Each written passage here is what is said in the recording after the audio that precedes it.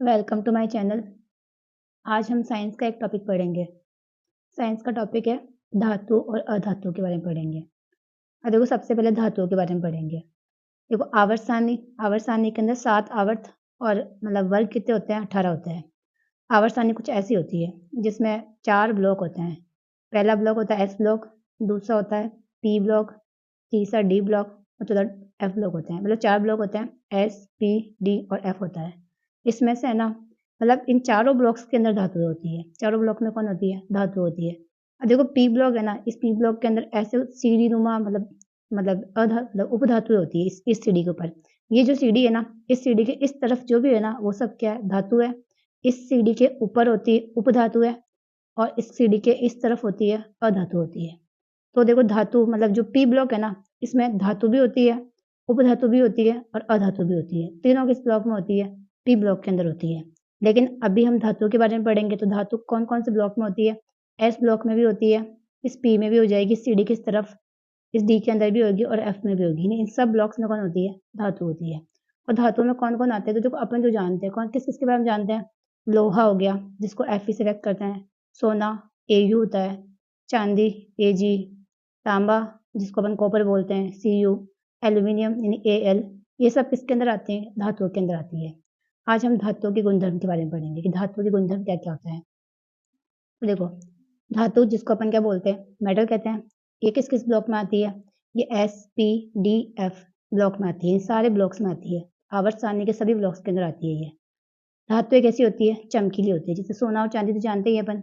सोना कैसा होता है? चमकीला होता है और चांदी भी कैसी होती है? चमकीली होती है। यानी धातुएँ कैसी होती है? चमकीली होती है।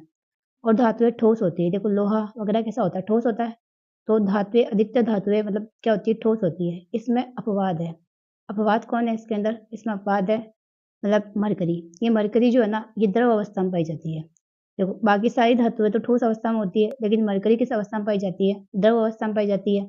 ये कमरे के ताप पर द्रव अवस्था में पाई जाने वाली धातु कौन-सी है? मरकरी है। तो देखो ज़्यादातर धातुएँ मतलब सारी धातुएँ ठोस होती है। एक मरकरी है जो किस अवस्था में पाई जाती है? द्रव अवस्था में पाई जाती है। और मरकरी का जो सिंबल है वो क्या है? Hg होता है। सिंबल क्या होता है इसका? Hg होता है। तो बोलते क्या है इसे अपन? मरकरी बोलते हैं जो किस अवस्था में पाई जाने वाली धातु है? द्रव अवस्था में पाई जाने वाली धातु है। ये कमरे के ताप पे कैसी अवस्था में पाई जाती है? द्रव अवस्था में पाई जाती है। इसके बाद देखो धातुएँ ज़्यादातर क्या होती है? कठोर होती है। धातुएँ कैसी होती है? कठोर होती है, लेकिन इसमें भी अपवाद है। देखो सोना, चांदी, लोहा, तांबा सब कठोर ही होते हैं अपने, जो अपन जानते हैं। तो धातुएँ क्या होती है? कठोर होती है, लेकिन इसमें भी देखो नर्म धातु है। नर्म धातुएँ कौन-कौन सी है? तो देखो ये देखो ली, क, ना याद रख सकते हो आप। ली, क, ना। ली से क्या हो जाएगा? लिथियम यानी Li क्या हो जाएगा? लिथियम। के का मतलब क्या हो जाएगा? पोटेशियम हो जाएगा और Na क्या हो जाएगा? सोडियम। ये जो धातु है ना लिखने वाली ली, क, ना, ये सारी धातुएँ क्या होती है? नर्म धातु होती है। नर्म कैसे होती है? इनको चाकू से आसानी से काटा जा सकता है। इन्हें चाकू से आसानी से काटा जा सकता है। बाकी धातुएँ कठोर होती है, जैसे लोहे को चाकू से थोड़ी काट सकते हैं अपन। लोहा हो गया, सोना हो गया, चांदी, इनको नहीं काट सकते। लेकिन लिथियम, पोटेशियम और सोडियम इनको चाकू से आसानी से काटा जा सकता है। इसके बाद धातुएँ क्या होती है? विद्युत और ऊष्मा की क्या होती है? सुचालक होती है। धातु होती है ना, वो धातुएँ क्या होती है? विद्युत और ऊष्मा की क्या होती है? सुचालक होती है। सुचालक का मतलब होता है कि इसमें विद्युत भी फ्लो हो सकती है और ऊष्मा भी क्या होती है? फ्लो हो सकती है। मतलब इसके अंदर संचरित हो सकती है। पर इसका भी अपवाद है। अपवाद कौन है? इसमें देखो लेड जो पीबी है, ये क्या होता है? कुचालक होता है। यानी इसमें क्या होती है? इसमें करंट और है ना ऊष्मा का फ्लो नहीं होता है। देखो विद्युत का फ्लो होता है आप जानते ही हो, जितने भी तार वगैरह बनाए जाते हैं सब धातु के होते हैं। जैसे तांबे के तार होते हैं, लोहे के तार होते हैं। और तुम जानते हो कि वो तार के अंदर क्या होती है? विद्युत फ्लो होती है। मतलब विद्युत का क्या होता है? प्रभाव होता है। लेकिन जो लेड है ना वो क्या होता है? वो कुचालक होता है। इसमें मतलब ना तो विद्युत का फ्लो होता है और ना ही ऊष्मा का फ्लो होता है। ऊष्मा मतलब गर्म हो जाती है, गर्म होके आगे से आगे गर्म होती जाती है। तो ये लेड के अंदर नहीं होता। तो लेड क्या होता है? कुचालक होता है। बाकी ज़्यादा मतलब बाकी सारी धातुएँ विद्युत की क्या होती है? विद्युत और ऊष्मा की क्या होती है? सुचालक होती है। और धातुओं के जो गलनांक है ना, वो क्या होते हैं? उच्च होते हैं। गलनांक उच्च होने का मतलब होता है कि गर्म करने पे जल्दी नहीं पिघलती है। अब लोहे को गर्म करोगे तो इसका मतलब ये थोड़ी कि वो पिघल जाएगा, नहीं पिघलेगा। इनका मतलब इसका मतलब ये है कि इनके जो गलनांक है ना, वो क्या होते हैं? उच्च होते हैं। पर इसका भी अपवाद है। क्या अपवाद है? इसके 2 अपवाद हैं। एक तो गैलियम जिसको अपन Ga से लिखते हैं। Ga क्या हो जाएगा? गैलियम हो जाएगा और Cs का मतलब क्या हो जाएगा? सीज़ियम। गैलियम और सीज़ियम ऐसे मतलब ऐसी धातुएँ हैं जो हथेली पे रखते ही क्या हो जाती है? पिघल जाती है। मतलब आप जैसे ही आप हथेली पे रखोगे ना, तो ये क्या हो जाएगी? पिघल जाएगी।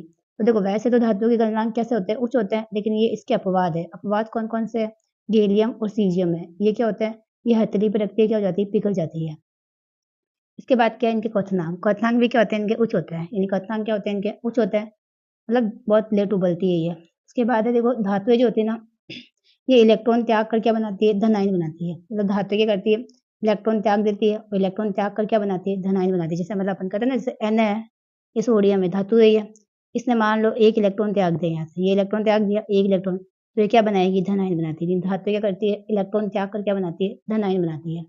उसके बाद देखो धातु के जो ऑक्साइड होते हैं ना, धातु के ऑक्साइड, वो किस प्रकृति के होते हैं? क्षारीय प्रकृति के होते हैं। याद रखने वाली बात और इम्पोर्टेंट बात भी है कि धातु के ऑक्साइड किस प्रकृति के होते हैं? क्षारीय प्रकृति के होते हैं धातु के ऑक्साइड। उसके बाद है देखो इन धातुओं का गुणधर्म क्या होता है? आघात वर्धनीयता वर्धनीयता होता है। आघात वर्धनीयता मतलब क्या होता है इसका?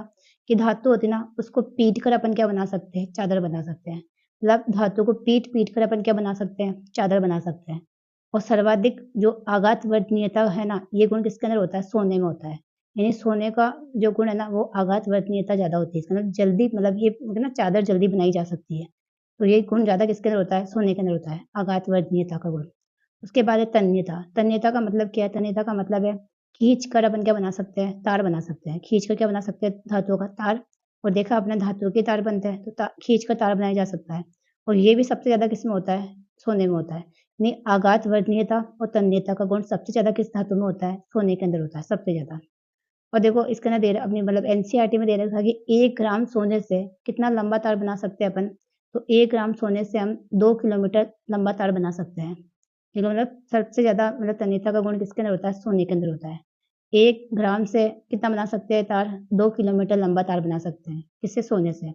1 ग्राम सोने से 2 किलोमीटर लंबा तार बना सकते हैं। और इसके अंदर ध्वनिकता, ध्वनिकता का गुण भी होता है। ध्वनिकता का मतलब क्या होती है? कि धातुएँ क्या करती है? आवाज़ उत्पन्न करती है। मतलब धातु को अगर अपन टकराएँ किसी से, तो क्या उत्पन्न करती है ये? आवाज़ उत्पन्न करती है। तो ये धातुओं के कुछ मेन गुणधर्म थे।